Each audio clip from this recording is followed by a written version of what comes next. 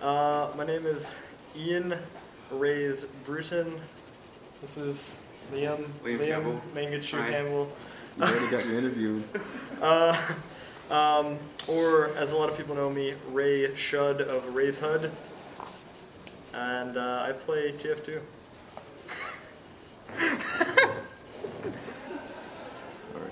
What made me want to create a HUD? I think it started probably back in August of 2012. Yeah, August of 2012, beginning of my senior year. I think right around when I was getting ready to start my senior year of high school, a guy named Omp, he's not really much of a TF2 player, but he created a HUD called Omp HUD, and I looked at it and I thought, man, you know, if he can make that from scratch in 2 weeks, and you know, I'm going to be going into computer science and messing with code and whatnot anyways, it seems like fun. I'll try it out. And so I looked up tutorials, and a year and a half later, here we are. I have not done any coding, or I hadn't at the time whenever I first started editing my HUD. In fact, since I was only a senior in high school and I came from a tiny high school, we actually didn't have any coding classes, and I knew that I wanted to major in computer science when I went off to school, so I figured I'll use this as kind of a kickstart into the business. And while it's not anything exactly the same, it definitely was a good intro. So if you're looking into doing CS or whatever, I would say that this would kind of be in the right track, but you don't have to know anything going into it. So if you're trying to get your footing and you want to like launch yourself into the HUD world, no prior knowledge is needed, just a lot of patience. Did you ever expect your HUD to become so popular? No, actually when I first made the HUD, I intended it to be like a personal thing. I didn't actually intend to release it, but something I do on the side with the HUD making thing is I also do a lot of streaming, and I got kind of tired of people coming in and saying, oh, you know, what is that? You know, where can I get it? Where can I download it? And I figured, man, if enough people are interested, then instead of making it for myself, why not create a product that other people can use and benefit from as well? I've put in the like year and a half that I've been doing it, easily 200 to 300 hours. It's probably been like, it probably took me 75 to 100 hours to get out the initial release, but making sure it's been like workable and something that has been continually updated and functional after every single update has been at least double the amount that I put in when I first started. Can you tell us about the installer? Oh god, the installer. The installer is definitely a cool thing, but it's really fragile. It's like a butterfly, because right now I don't know enough code to help out the guy, Tree, that made it, and I know he's really swamped with work, but I also know that the installer is filled with bugs, and so people have come up to me and they said, oh, you know, I can't see the preview picture on the crosshairs, or it crashes when I hit install, or it crashes when I launch it, and we're aware that those are things that are in the installer, and we're working to fix those as best as we can, but since this is all pretty much done on the side as a hobby, it's not done as fast as I think myself, Tree, or anyone that uses it would like.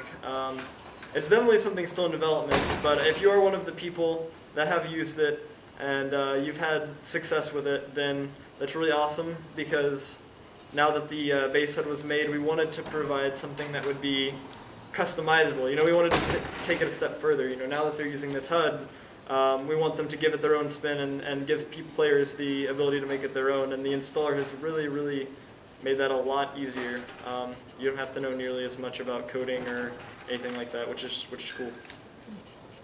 I'd say the biggest source of help for making HUDs for me would probably be all the motivation from friends and teammates and everyone who kind of gave me I guess the motivation and the drive to keep going forward. Because when I was first starting out, there's definitely a lot of times where I looked at all of the stuff that I had left to do, and it was definitely like a really daunting task, and I thought, oh man, you know, I can't do this, but they definitely helped keep me on track. How does it feel knowing that so many people use your HUD? It's weird. It's really weird knowing that so many people use the HUD. Because when I first made it, like I said, I intended it to be strictly personal.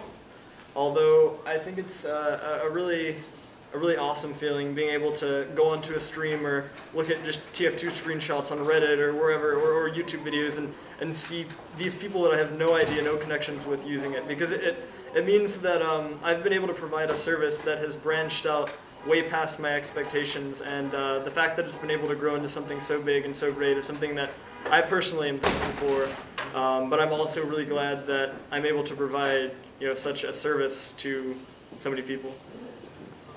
What's your favorite thing about TF2?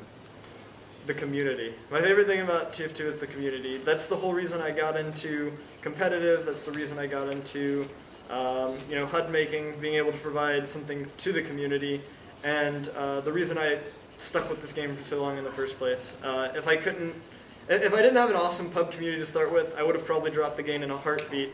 And then if I didn't meet such awesome people through the pub to make a competitive team with, then I probably would have dropped the game after a few years. And now that I've made a competitive team, if the competitive community wasn't so awesome, I probably would have stopped. But 6 years later, I'm still here, so community's pretty awesome.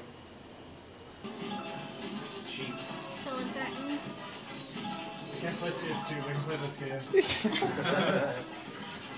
Oh no!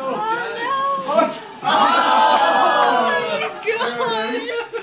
Who's next? Who's next?